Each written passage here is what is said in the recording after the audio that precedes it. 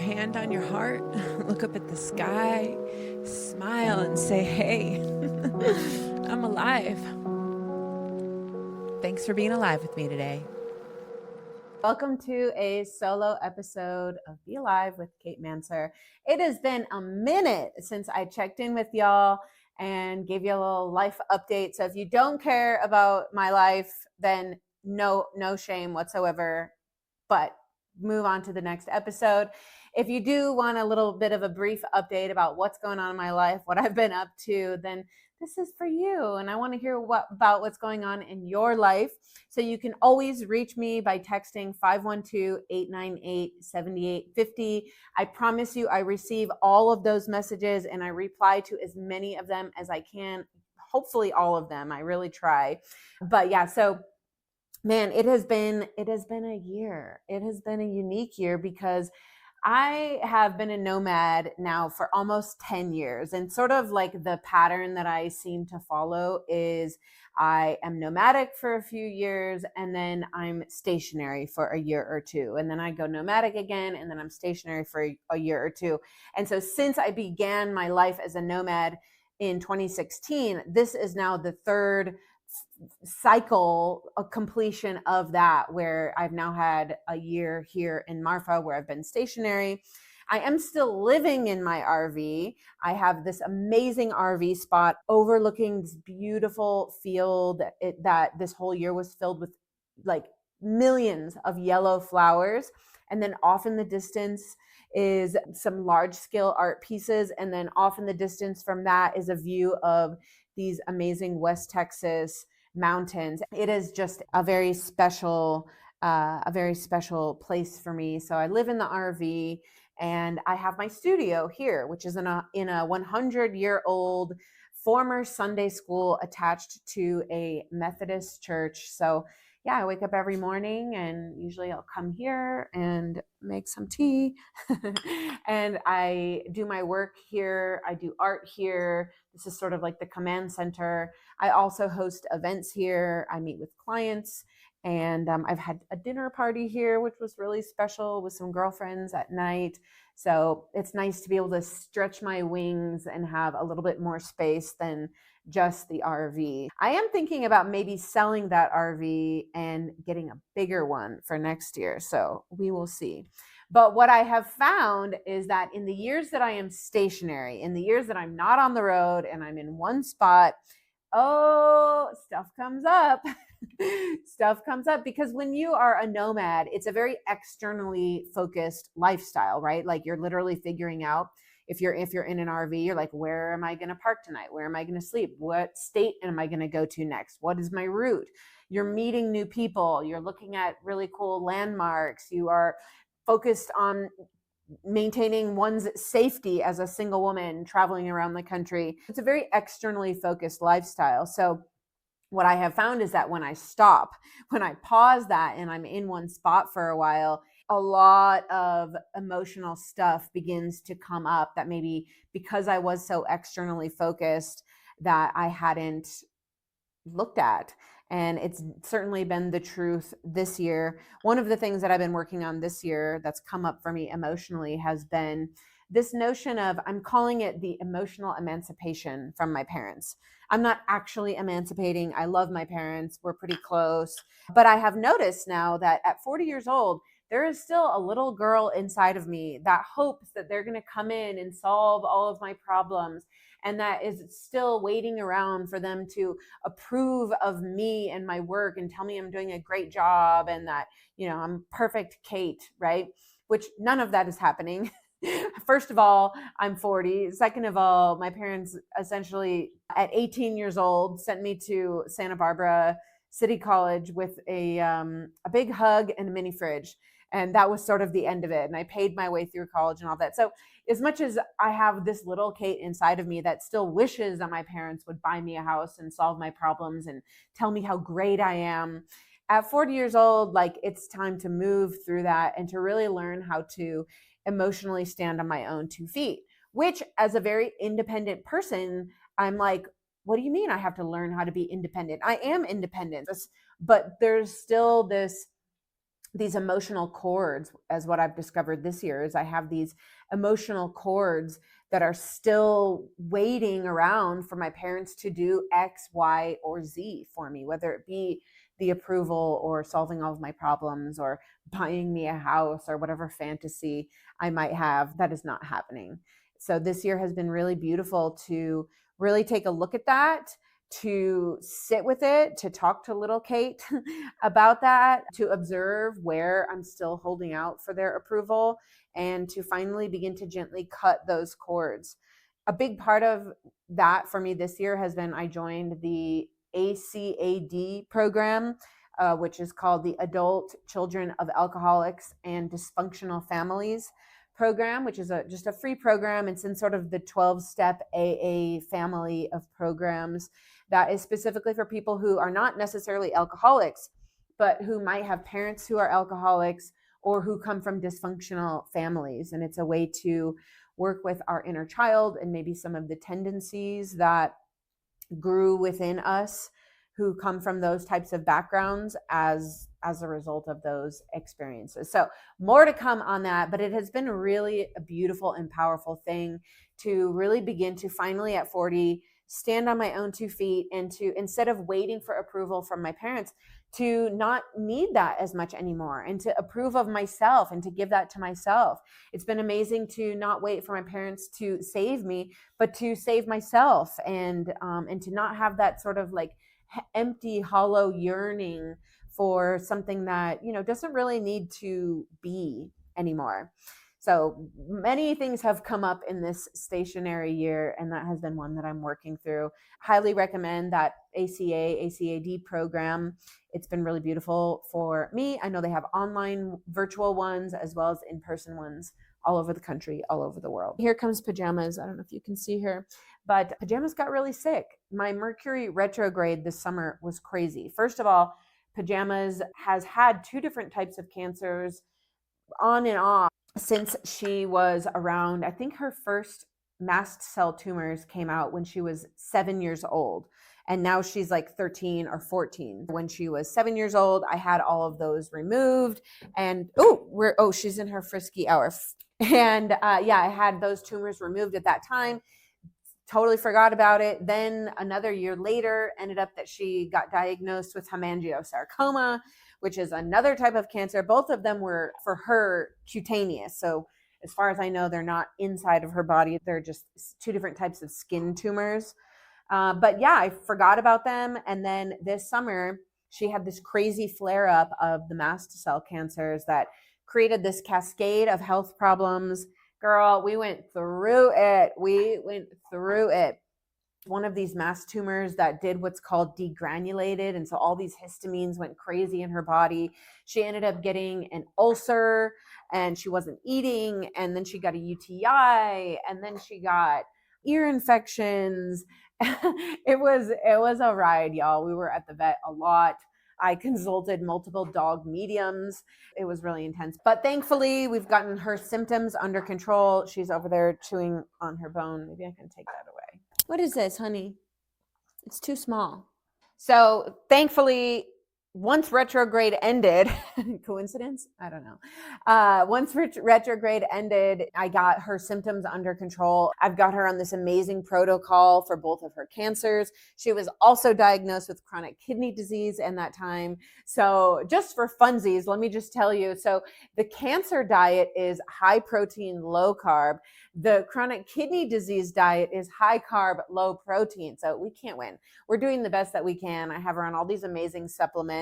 I'm home making her food. We're trying to find a balance between those things. But the important thing is that I literally thought she was knocking on death's door over the summer. And she's my soul dog. So it really deeply affected me. And it was just, you know how it is. If you've had anything to do with health issues with a pet, you know that it's just like, you want to do right by them, but you don't know exactly what they're going through because they can't talk. It was a lot, y'all. It was a lot. At that same time, during Mercury retrograde, I went to start my car one day and it wouldn't start. And so I called this mechanic who came over, and he's like looking around in there, and he's like, "Oh, your car's not starting because your starter wire has been severed." And I went over and I looked at it. I was like, that looks like it has chew marks on it. And at that moment, he looks and he's like, I see some rat eyes. And he starts freaking out, banging on the car. I'm like, oh my God. So there's a rat or a mouse, some creature, it could be a prairie dog for all I know, is living inside of my engine bay. Okay. And chewed my starter wire. God knows what else it chewed. It was wild. So he started my car with a screwdriver that day. We drove it over to the mechanic. He fixed the starter wire, whatever. But the mouse, rat, pack rat, whatever it was not gone. So thus began, during, of course, retrograde, Kate versus small rodent living in the engine bay of my vehicle. I'm like, this thing has to get out. It had first made its nest in this like front area by the battery. But then when I started screwing around in there and trying to get him out, he went deeper in the engine and built a nest inside my engine, you guys. So I tried a bunch of different things. I tried to keep it humane. I bought this catch and release trap. I was putting like peanut butter and potato chips on this thing. I had read something about peppermint oil, so I took what little peppermint oil I had and I put it on cotton balls, in like dropped it in there. That little shit took them and used it to make its nest. But the thing that worked, okay, here's the thing that worked, which was I bought this $12 industrial spray bottle. Yes, an empty spray bottle for $12. And I bought super strong, pure peppermint oil. I put like 25 drops of the peppermint oil. I filled up a little bit with water. And then I read online to put a few drops of Dawn dish soap, because that sort of acts like a carrier so that the water, whatever, like sticks where you spray it. And you guys, it worked. As soon as I sprayed the shit out of my engine bay with this mixture, he was like, I am out of here, because the peppermint oil smell was so strong. The third thing that happened that was really intense during my Mercury retrograde this summer was my uncle had some type of renal or digestive cancer, and his life came to a close. My dad helped him through and was by his side during the whole last months of his life, guided him through that journey, almost like a death doula in a way. And yeah, he passed away also during the retrograde. So it was just a really intense time. As a side note, when my uncle passed away, I thought a lot about my grandmother. We always are like, oh, I want to live to be in old age. And like, I do. If I get the chance to be 120, like, let's do it. I will be grateful to have any amount of life that the universe bestows upon me. But think about it, my grandma, she had like 6 or 7 siblings. They're all gone. Obviously, her parents are gone. Her husband died, my grandpa, a couple years ago. She has 4 sons, and now the first one just passed away. So she's beginning to outlive like her family, her friends, even her kids. That is not an easy thing to do. And when you get to an age when a lot of people are dying, you start to, I think, wonder like, why am I alive? And I know that that's something that she has wondered. And ultimately, we don't know the answer. I think she just knows like God has her here for some reason. And I'm happy that she's here for sure. She's such a special person in general, and a super special person to me. Grandma Bernie, if you're listening, I love you. And I can't wait, because I am going to go spend 5 weeks in Wisconsin. Going to put the RV in storage, and I'm driving up to Wisconsin, where I rented a cute little house that's like 8 minutes away from my grandmother's senior center. And I'm going to visit her every day, whether she likes it or not. So I'll be in Wisconsin this winter, which will be actually way colder in Wisconsin than it would be here in Marfa. But I will be in a house with central heating, and I will actually be, me and Pajamas will probably be much more comfortable in a centrally heated house in Wisconsin than we would be in living in the RV in Marfa. So I am here enjoying some Greek mountain tea.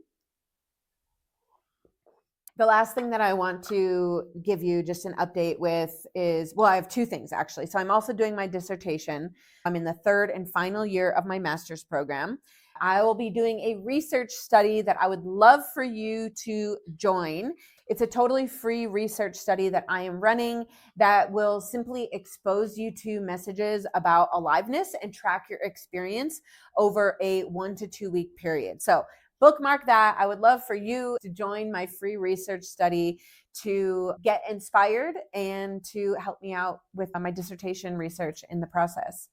And then finally, the last thing that I wanted to talk with you about is, I had a weird experience. So like I said, I had this really intense summer with my uncle and pajamas and the mouse and just a lot of different things going on.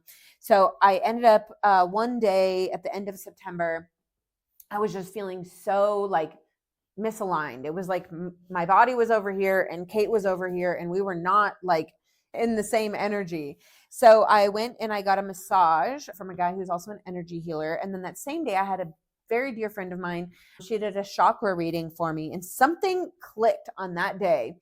Man, you guys, I just had this sort of like download, and it was just slow down and receive. And I was like, well, how can I do that? I was like, well, I could take a vacation. But I was like, I don't really want to do that. I have some really exciting projects going. I have some really exciting stuff going on with some of my clients. So I was like, I don't want to take a vacation. Well, what if I just stopped being so crazy intense? So if you don't know, I'm a pretty driven, intense person, and I have like a fire inside of me to do things and to make a difference and all of that. So I was like, well, what if I just do what I normally do, but just like take the fire down from like 11 to 4 or 5. So I challenged myself to do it for 1 week. Just do your work as normal, but don't stress. Don't feel like you're behind. Don't get crazy about your to-do list. Just sort of like do your work as if you're a princess, and everything will happen in due time. So that first week went amazing. It was amazing and hard, of course, because it just kept being like this: speed up and then bring myself back. Speed up and bring myself back. I kept wanting to go to that normal pace, that frenetic pace that I will often keep. And so it just had to keep bringing myself back, which is exactly what we do when we're in meditation, right? We can't expect that we're going to sit down and meditate and our mind is just going to go blank. No, meditation is about having the thought come up and bringing back to peace, having the thought come up and bringing back to clarity. And that's what happened during that week. So I enjoyed it so much, this not being so crazy, that I have been doing it since then. It has been over a month now that I've just been like, we are at the end of the year and I've done a lot and I have not done a lot. There's plenty of things on my to-do list that I haven't done, but I can't sustain this crazy pace for 12 out of 12 months every year. So I kind of just decided that with my dissertation that I'm working on, with my existing clients and things that I'm doing, I'm just not going to take on anything new for the next 2 months.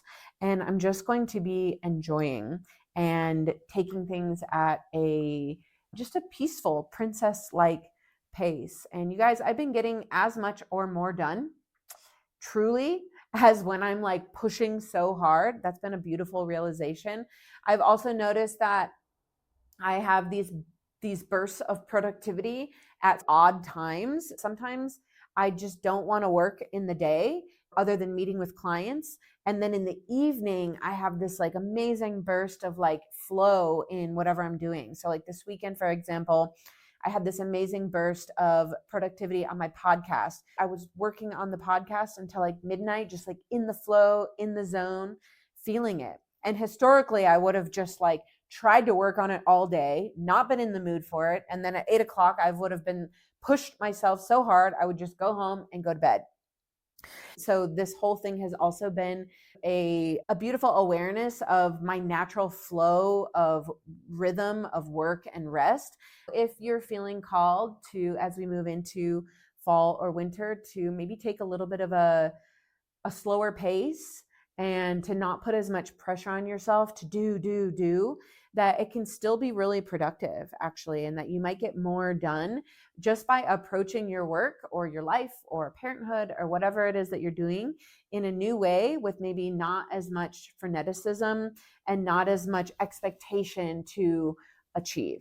So that might resonate with you, it might not, but I share it with you because it's been a really beautiful experience that I have been having these past 30 days, and I intend to keep this same pace for the rest of the year. I usually get like a burst of energy and excitement around the beginning of the year. So I've now got 2 months to work on these amazing projects that I've already got going, work with my amazing clients that I've already got going, to run my research study for my dissertation, and to go back to Austin for a while, go to Wisconsin, have a beautiful Christmas with my family up there. So I'm wishing you the winter that you need. And I'm wishing and hoping that you allow yourself to take the pace that is calling to you this winter, whether that be getting a lot done before the end of the year, or whether that might be maybe taking it down a notch and seeing what a softer approach might bring for you. I'm sending you all my love. Thank you for listening to my podcast. Thank you for being here with me. You can always reach me at 512-898-7850. I receive every single one of those messages. I try to reply to as many messages as I can, and I would love to hear from you. Catch you on the next episode. It's a beautiful day to be alive, y'all. Thank you for listening to this episode of Be Alive with Kate Manser with me. Truly, I take it as no small honor. You have so much out there you could be listening to. So the fact that you took this time with me and my show is honestly means absolutely the world to me. I hope that you got some meaning, some purpose, a little dash of aliveness, and definitely some inspiration out of what you heard today. That is always, always my goal. If you liked what you heard, please share this episode with a friend, with a confidant, with a mentor. Please, more, darling. Always more. Excess. Everything. We want it all in this life.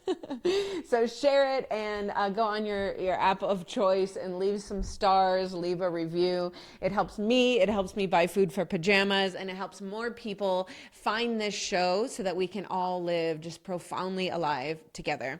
It's a beautiful day, y'all. Thank you for being here.